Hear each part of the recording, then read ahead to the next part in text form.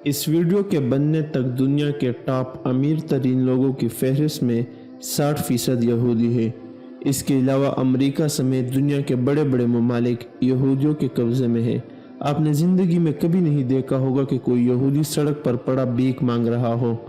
آخر وہ کون سی 3 ایسی خوبیاں یہودیوں میں پائی جاتی ہے جن کی بدولت آج دنیا کی کل آبادی کی 0.02% ہونے کے باوجود بھی یہ قوم دنیا پر راج کر رہی ہے، اور مسلمان اپنے نبی کے بتائے تعلیمات پر عمل کرنے کی بجائے اپنی ہر ناکامی کو یہودیوں کی سازش کے کھاتے میں ڈال کر اپنے دل کو جھوٹی تسلی دینے کی ناکام کوشش میں ہے۔ دنیا میں یہودیوں کی کامیابی کا راز ایک یہودی یوٹیوبر نے بیان کیا ہے۔ ان کا نام آرون ہے اور وہ اپنے یہودی مذہب کے متعلق اپنے یوٹیوب چینل پر ویڈیوز اپلوڈ کرتے رہتے ہیں۔ وہ کہتے ہیں کہ میں ایک عام یہودی ہوں، کوئی راوی نہیں، اور میں سمجھتا ہوں کہ 3 ایسے خصوصیات ہیں جو ہم یہودیوں کو دنیا پر راج کرنے کا اہل بناتی ہے۔ دوستو، ان 3 خصوصیات کو غور سے سنیے تو آپ کو معلوم ہو جائے گا کہ یہ تو آپ صلی اللہ علیہ وسلم نے پہلے ہی مسلمانوں کو بتا دیے تھے۔ ان 3 میں پہلا یہ کہ ہم یہودی اعلیٰ تعلیم حاصل کرنے کے پابند ہیں۔ اس کا اندازہ آپ اس رپورٹ سے لگا لیں جس میں بتایا گیا ہے کہ دنیا بھر میں 61% یہودی اعلیٰ تعلیم حاصل کرتے ہیں۔ اس کے مقابلے میں پوری دنیا میں غیر یہودی صرف 14% اعلیٰ تعلیم حاصل کرتے ہیں۔ اپنے ویڈیو میں یہ مزید کہتا ہے کہ ہمارے ہاں جب بچہ 3 سال کا ہو جائے تو ہم اسے حروف تہجد سکھانا شروع کر دیتے ہیں۔ سب سے پہلے یہودی بچہ عقائد کا علم حاصل کرتا ہے اور یہودی قوانین کی پاسداری کا حلف بھی اٹھاتا ہے جسے حلاقہ کہا جاتا ہے۔ یہ اصول و ضوابط کا مجموعہ ہے اور تمام یہودی ان قوانین کو ماننے کی پابند ہوتے ہیں۔ مثلا ایک باپ پر 6 قوانین لاگو ہے، جن میں سے ایک یہ ہے کہ وہ اپنے بچے کو تجارت سکھائے، یعنی کوئی بھی ہنر ہو۔ یہ عقیدے کے طور پر سکھایا جانا لازمی ہے کہ انسان کو کوئی ہنر آنا لازمی ہے جس سے وہ اپنے لیے روزی کما سکے، اور یہ ہمارے مذہب میں فرض ہے۔ اور اس کا اندازہ آپ اس بات سے لگا سکتے ہیں کہ دنیا بھر میں 21% نوبل پرائزز یہودیوں نے حاصل کیے ہیں، حالانکہ ان کی کل آبادی دنیا کی آبادی کے مقابلے میں 0.02% ہے۔ آرون اپنی ویڈیو میں مزید کہتا ہے کہ تعلیم کے علاوہ ایک اور راز ہے جو یہودیوں کو کامیاب کاروباری بھی بناتا ہے، اور وہ بھائی چارہ ہے۔ ہمیں 2000 سال پہلے اپنی زمینوں سے نکال دیا گیا تھا اور اسی وقت سے ہم بکھرے ہوئے ہیں، لیکن اس کے باوجود ہم نے اپنا بھائی چارہ قائم رکھا۔ کاروبار کے لیے سب سے اہم شے کاروباری نیٹ ورک ہوتا ہے، اور یہودی برادری پہلے ہی سے ایک مضبوط کاروباری نیٹ ورک بنانے میں کامیاب ہو گئی۔ جو یہودی روس میں تھے ان کا فرانس کے یہودیوں سے رابطہ قائم تھا، اور اسی طرح یہودیوں کا دنیا بھر سے آپس میں رابطے مضبوط تھے، جس کی وجہ سے کامیاب ملٹی نیشنل کارپوریٹ ادارے قائم کرنا ممکن ہوا۔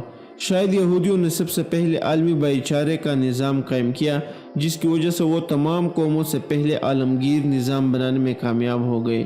یہودی مذہب میں ہر یہودی دوسرے یہودی کا ذمہ دار ہوتا ہے۔ اس وجہ سے آپ نے کبھی کسی یہودی کو بے گھر زمین پر پڑا نہیں دیکھا ہوگا۔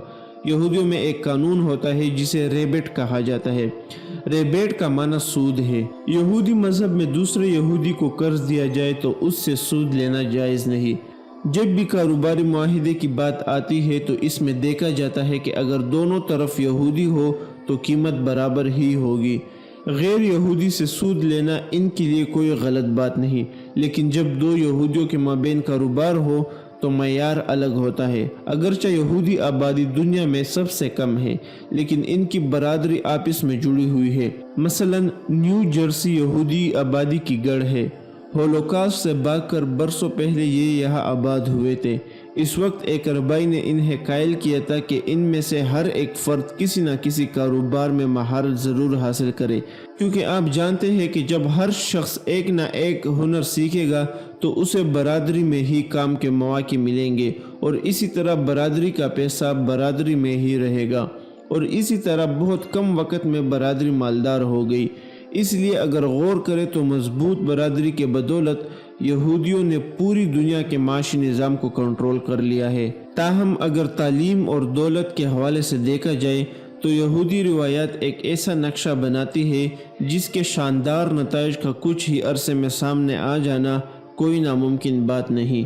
یہودیوں میں تعلیم کا نظام ان کی حیران کن معاشی ترقی کا ضامن ہے، لیکن افسوس تو اس قوم کا ہے جس کا آغاز ہی اس لفظ اقرا سے ہے، جس کی معنی پڑھنے کی ہے۔ افسوس کہ جس قوم کو اللہ نے بائی بائی بنا دیا، وہ اپنے بھائی کو چھوڑ کر اپنے دشمن کو دوست سمجھتا ہے۔ رسول اللہ صلی اللہ علیہ وسلم جس امت کو یہ کہتے چلے گئے تھے کہ پوری دنیا کا مسلمان کی مثال ایک جسم کے مانند ہے، اگر جسم کے ایک حصے کو تکلیف ہوگی تو پورے جسم کو وہ درد محسوس ہوگی۔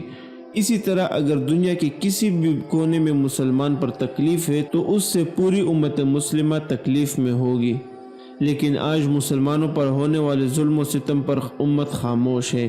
بھارت میں پاکستان سے زیادہ مسلمان آبادی ہونے کے باوجود ہم پاکستانیوں کا بھارتی مسلمانوں کے ساتھ کسی طرح کا کوئی تعلق نہیں۔ اگر آج پوری دنیا کے مسلمان متحد ہو جائے تو دنیا بھر کی دولت اور بھائی چارے سے مسلمان کو ایک بہترین ترقی یافتہ قوم بننے سے کوئی روک نہیں سکتا۔ آپ یہودیوں کے ان 3 خصوصیات کا اندازہ لگا لیں تو تعلیم، کاروبار اور اتحاد، یہ سب مسلمانوں کا میراث ہے۔